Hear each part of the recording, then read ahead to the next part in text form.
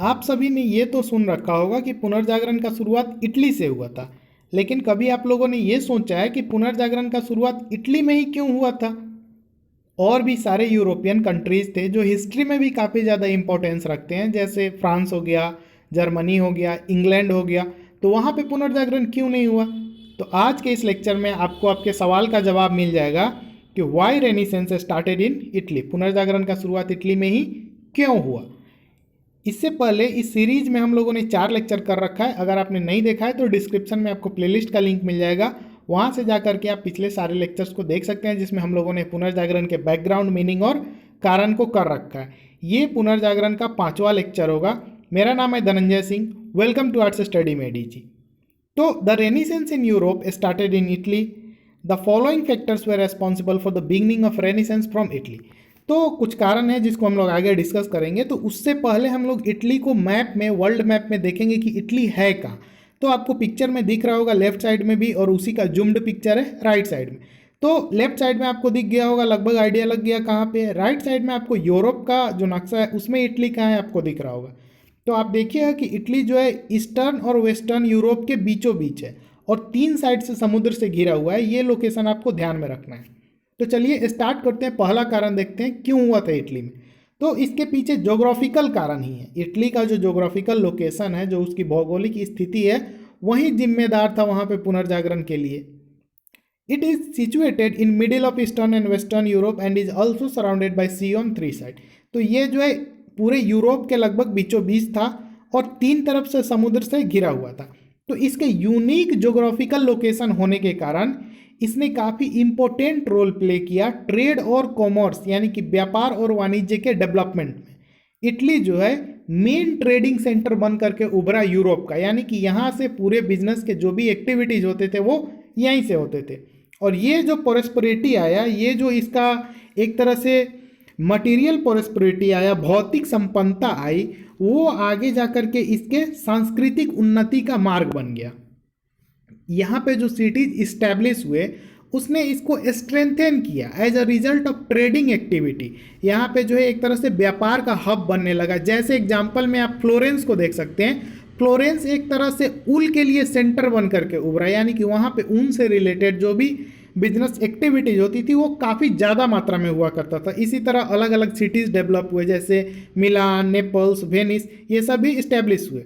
इसके अलावा museums, public library, theatre, ये सब भी इन सिटीज़ में बनने लगे, जो कि रूरल एरिया में ये सब नहीं हुआ करते थे, नहीं डेवलप होते थे, नहीं बन पाते थे।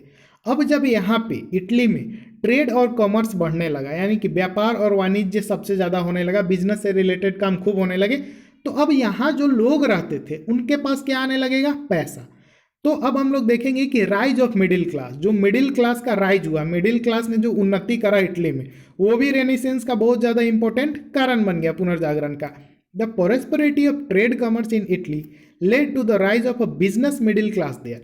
तो यहाँ पे जो भी मिडिल क्लास थे उनका क्या हुआ? काफ़ी ज़्यादा उन्नति होने लगा। भाई रहते तो वही थे, बिजनेस वही करते थे, बाहर से भी लोग आते थे, उनके साथ भी इन्हीं का डील वगैरह होता था। तो यहाँ पे एक प्रोग्रेसिव क्लास बना, ठीक है, वो काफ़ी उन्नति करने लगे। In course of time this class become so influential that it challenge the supremacy of the feudal lords and the pope. तो ये क्लास जो है, अब इनके पास पैसा इतना ज़्यादा आने लगा तो ये परस्परस होने लगे, समृद्धशाली। अब ये जो है वहाँ पे जो पहले से पोप थे, जो फ्यूडल लॉर्ड थे, जो सामंत लोग थे, उनको अब चैलेंज देने लगे, टक्कर देने लगे। ये क्लास जो है अब काफ़ी ज़्यादा शानो शौकत में रहने लगा। जो बिजनेस क्लास लोग थे, इनका जो शानो शौकत का लेवल था वो इतना ज़्यादा बढ़ गया था कि ये लोग अब लिटरेचरर्स और आर्टिस्ट को शरण देने लगे। जैसे पहले क्या होता था कि जो नोबेल वगैरह थे, या जो फ्यूडल लॉर्ड कह सकते हैं, जो पोप वगैरह थे, उनके पास काफ़ी सारा पैसा होता था, तो वो अपने दरबार में एक तरह से रखा करते थे। जो साहित्यकार थे बोलते थे भाई अच्छी अच्छी पुस्तकें लिखो तुम, हम तुमको पैसा देंगे, हम तुमको रहने खाने का व्यवस्था करेंगे, ठीक है। वैसे ही पेंटर को बोलते थे भाई तुम कुछ अच्छा पेंटिंग बनाओ मेरे लिए। तो अब जो मिडिल क्लास था इटली का, उसके पास इतना पैसा आ गया कि वो खुद पेट्रोनाइज करने लगे इन लोगों को। बोला कि चलो भाई आ जाओ, अब मेरे लिए तुम पेंटिंग बनाओ, मेरे लिए कुछ अच्छा आर्ट वगैरह क्रिएट करो। तो जैसे राजा महाराजा शानो शौकत में रहते थे, इन लोगों को शरण दिया करते थे, तो इटली के मिडिल क्लास लोग भी अब ये करना स्टार्ट कर दिए। इस तरह से फ्लोरेंस, जो कि होम ऑफ मेडिसी, जहाँ पे मेडिसी परिवार शासन किया करता था, जो कि बहुत सारे स्कॉलर्स और आर्टिस्ट को पेट्रोनाइज किया करता था, यानी कि शरण दिया करता था, उसमें से कुछ प्रोमिनेंट निकले, जैसे कि Leonardo da Vinci, Michael Angelo, दांते, पेट्रार्क, मैकियावेली। इन लोगों का इतिहास में काफ़ी ज़्यादा नाम है। आपने एक मोनालिसा का पेंटिंग सुना होगा, उसको लियोनार्डो दा विंची ने ही बनाया था। These scholars made an important contribution to the development of Renaissance consciousness. तो इन लोगों ने, ये जो स्कॉलर्स निकले, उभरे, इन लोगों ने जो पुनर्जागरण की चेतना को एक तरह से फैलाने में, चेतना का डेवलपमेंट करने में काफ़ी ज़्यादा योगदान दिया। Important changes are also visible in the education system in Italy during this period. Italy में जो वहाँ पे शिक्षा व्यवस्था चल रहा था, उसमें भी काफ़ी कंसिडरेबल चेंज देखा गया, काफ़ी ज़्यादा एक तरह से बदलाव देखा गया, डेवलपमेंट देखा गया। वहाँ पे एक सेकुलर एजुकेशन को लाया गया, धर्मनिरपेक्ष एजुकेशन, यानी कि एक ऐसा एजुकेशन जिसमें धर्म का कोई इंटरफेरेंस नहीं हो, उसका जो धर्म से कोई लेना देना नहीं हो। जैसे वहाँ पे एजुकेशन में लाया गया vocational education and medicine developed. तो वहाँ पे जैसे वोकेशनल एजुकेशन यानी कि व्यापार से रिलेटेड जो है शिक्षा दिया जाता था। इसके अलावा जो मेडिसिन यानी कि दवा चिकित्सा से रिलेटेड जो भी है, ठीक है, उन सबको इंट्रोड्यूस किया गया। It also played an important role in spread of the renaissance consciousness. तो ये जो शिक्षा दिया गया, तो इसने भी क्या किया, पुनर्जागरण चेतना के प्रसार में अहम भूमिका निभाई। तीसरा कारण देखते हैं कि इटली को माना जाता है कि ये रोमन सिविलाइजेशन का बर्थ प्लेस है, यानी कि रोमन सभ्यता, रोमन सिविलाइजेशन जो काफ़ी महत्वपूर्ण, काफ़ी बड़ी सभ्यता थी, उसका ये बर्थ प्लेस माना जाता है। तो यहाँ पे क्या था, इटली में क्या था कि अभी भी रोमन सभ्यता के बहुत सारे अवशेष दिखते थे, अवशेष मिलते थे। तो अब ये जो बिल्डिंग्स थे, जो मॉन्यूमेंट्स थे, तो ये लोगों को जो है उनके बर्बस रोमन सभ्यता का याद दिलाया करते थे हमेशा। अब ये एक रीजन बना कि ancient Roman culture of Italy, जो पुराना रोमन सभ्यता था, जो पहले से संस्कृति वहाँ पे चला आ रहा था, वो अब वहाँ के लोगों के लिए इंस्पिरेशन बन गया। जैसे हम लोगों ने पुनर्जागरण के शुरुआत में ही पढ़ा था कि 5वीं शताब्दी से पहले काफ़ी खुशहाल था, ठीक है। तो पहले वाला जब दिन उनको याद आता था कि अरे भाई हमारे साथ तो हम इतने आज़ादी से रहा करते थे, इतने खुशहाल थे, तो एक तरह से उनके अंदर मोटिवेशन होने लगा। ऐसा अभी भी होता है, जैसे स्पेशली मैं अपने बारे में बता रहा हूँ, मैं चंपारण से बिलोंग करता हूँ, जहाँ से सत्याग्रह हुआ था, ठीक है। तो अभी भी एक तरह से वो यादें ताज़ा हैं, अभी भी ज़रूरत पड़ता है तो लगता है कि जब गांधी जी ने यहाँ से सत्याग्रह शुरू किया था तो वो मोटिवेशन का काम करता है। तो वैसे ही इन लोगों के साथ हुआ, जब इनको पता चला कि ये लोग पहले तो काफ़ी खुशहाल थे, बाद में जो लॉर्ड्स वगैरह आए उन्होंने इनके ज़िंदगी को तहस नहस कर दिया, तो इनके अंदर एक तरह से मोटिवेशन जगा, और ये भी जो है इनको पुनर्जागरण के चेतना में जो है एक तरह से मदद किया। पहले, सबसे पहले ये जो उजागर किया था वो दांते ने किया था। The pope's residence was in Vatican, Rome in Italy. तो पोप का जो घर था वो वेटिकन सिटी में था, रोम इन इटली में। तो कुछ पोप थे वो भी काफ़ी हेल्प किए पुनर्जागरण के चेतना को बढ़ाने में। जैसे एक पोप निकोलस 5 थे, उन्होंने वेटिकन लाइब्रेरी बनवाया। लियो 10 थे, उन्होंने आर्ट और क्राफ्ट को काफ़ी ज़्यादा बढ़ावा दिया। तो इस तरह से सभी लोग जो है एक तरह से कंट्रीब्यूट करते थे, सब लोग नहीं, कुछ ही लोग थे इसमें, इस टाइप के लोग, नहीं तो ये लोग ज़्यादातर अपोज किया करते थे। पोप बिल्कुल भी सपोर्ट में नहीं थे, क्योंकि उनका तो राज चल रहा था, वो जैसे चाहते थे, लोग उनके कंट्रोल में रहते थे। तो कुछ पोप जो थे वो आगे आए, लोगों का मदद किए, आम लोगों का। Another factor that contributed to the manifestation of the Renaissance was the immediate political system in Italy. तो इटली में जो उस समय तत्कालीन राजनैतिक व्यवस्था चल रहा था ना, वो भी काफ़ी एक इम्पोर्टेंट कारण बना इसके लिए। जैसे इंडिपेंडेंट सिटी वहाँ पे डेवलप होने लगा, जैसे फ्लोरेंस, वेनिस, मिलान। तो ये जब सिटी डेवलप होने लगे, यहाँ पे व्यापार से रिलेटेड एक्टिविटी होने लगा, तो यहाँ पे अब फ्यूडल सिस्टम क्या होने लगा, कमज़ोर होने लगा। फ्यूडल सिस्टम अब not so strong as compare to other countries of Europe.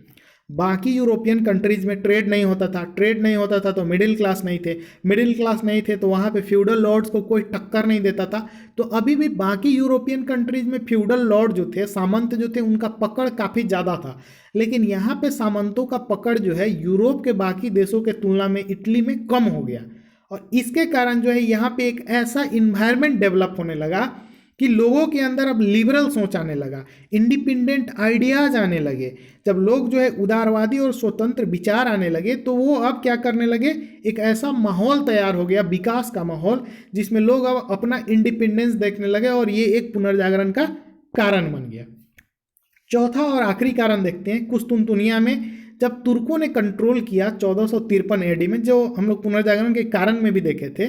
तो इसका असर ये हुआ कि बहुत सारे स्कॉलर्स और आर्टिसंस जो थे वहाँ के, वो भाग करके चले गए इटली में। अब जब इटली में गए तो इतने लोग इटली में चले गए जैसे ऐसा लग रहा था कि ग्रीस जो है वो ख़त्म नहीं हुआ है, ग्रीस को उठा करके इटली में डाल दिया गया है। ऐसा हो गया सिचुएशन, लगा कि पूरे लोग यहाँ से वहाँ माइग्रेट कर गए हैं, पूरा ग्रीस ही माइग्रेट कर दिया। तो इसमें बहुत सारे जो स्कॉलर्स थे, तो जब वो मतलब विद्वान थे, जब वो यहाँ से भाग करके इटली में गए ग्रीस से, तो उनको वहाँ पे एजुकेशनल इंस्टीट्यूशंस में काम मिल गया, जो वहाँ पे विश्वविद्यालय वगैरह खुले थे इटली में। तो वहाँ पे उनको काम मिला। तो ये लोग पहले से पढ़े लिखे थे, वहाँ गए तो लोगों को और विद्वान बनाए, लोगों को और पढ़ाए। तो इस तरह से एक चेतना का वहाँ पे विकास हुआ, और वो चेतना क्या था? पुनर्जागरण का चेतना।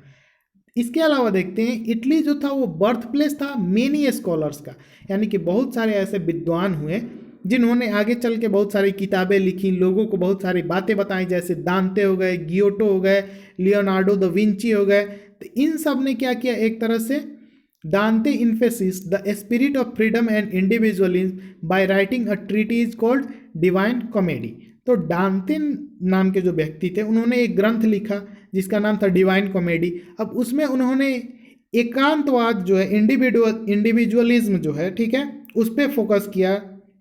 इसके अलावा व्यक्तिवाद जिसको बोलते हैं, इसके अलावा जो है उन्होंने फ्रीडम के स्पिरिट पे फोकस किया कि कैसे एक आज़ादी जो है लोगों को महसूस करा सकता है, किस टाइप की आज़ादी होनी चाहिए। इन सब चीज़ों पे उन्होंने क्या किया? प्रकाश डाला। Giotto was the first painter who broke the tradition of medieval painting. इसी तरह गियोटो जो था, जो मेडिएबल पेंटिंग का परंपरा चलता आ रहा था, यानी कि सिर्फ यही रंग यूज होगा, सिर्फ इसी टाइप का पेंटिंग होगा, उस परंपरा को उसने तोड़ा। वहाँ पे क्या था कि जो परंपरा चलता आ रहा था उसको तोड़ने वाले को सजा दिया जाता था, लेकिन गियोटो ने क्या किया? कुछ अलग किया।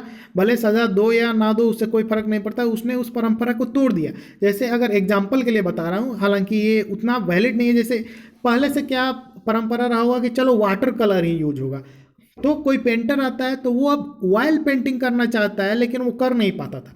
तो अब क्या था, जब वो पुरानी परंपरा टूटा तो अब लोगों के अंदर चेतना आ गई, लोग नए नए क्रिएटिविटी को क्रिएट करने लगे। So in this way, due to above factor, the Renaissance started in Italy and it spread to different countries of Europe. तो ऊपर में हम लोग बहुत सारे कारणों को देखे हैं, और इन्हीं कारणों से जो है पुनर्जागरण का शुरुआत इटली में हुआ, और ये बाद में धीरे धीरे फैल करके इसका प्रसार हो करके यूरोप के बाकी देशों में पहुंचा। तो आज के इस लेक्चर में इतना ही। अगर आपको ये लेक्चर अच्छा लगा होगा तो लेक्चर को लाइक कर दीजिएगा, चैनल पे नए हैं तो सब्सक्राइब कर लीजिएगा। मिलते हैं जल्दी ही नेक्स्ट लेक्चर में। Thank you so much for watching, stay tuned with us.